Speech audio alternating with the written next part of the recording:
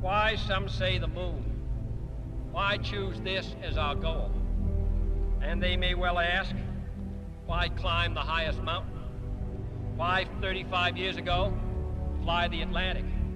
Why does Rice play Texas? We choose to go to the moon. We choose to go to the moon in this decade and do the other things, not because they are easy, but because they are hard. Because that goal will serve to organize and measure the best of our energies and skills. Because that challenge is one that we're willing to accept, one we are unwilling to postpone, and one we intend to win, and the others too.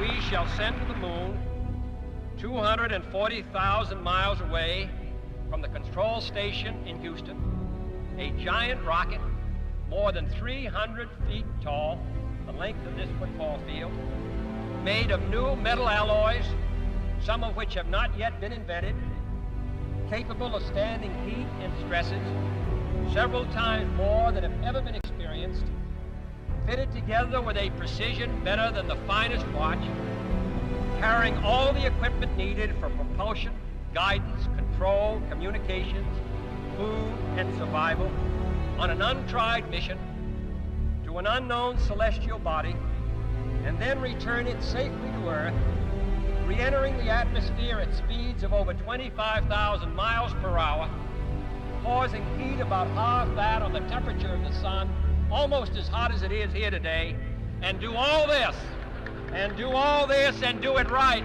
and do it first before this decade is out, then we must be bold.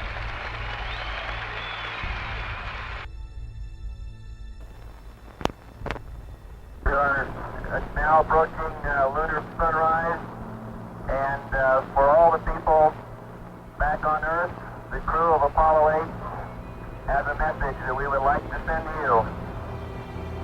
In the beginning, God created the heaven and the earth, and the earth was without form and void, and darkness was upon the face of the deep.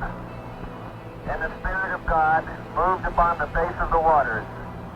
And God said, "Let there be light." And there was light. And God saw the light, that it was good. And God divided the light from the darkness.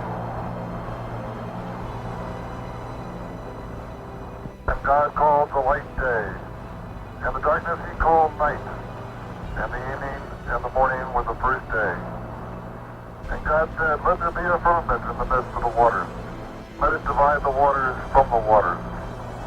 And God made the firmament, and divided the waters which were under the firmament from the waters which were above the firmament. And it was so. And God called the firmament heaven, and the evening and the morning was the second day. God said, "Let the waters under the heaven be gathered together into one place, and let the dry land appear." And it was so. And God called the dry land earth, and the gathering together of the waters called he seas. And God saw that it was good. And from the crew of Apollo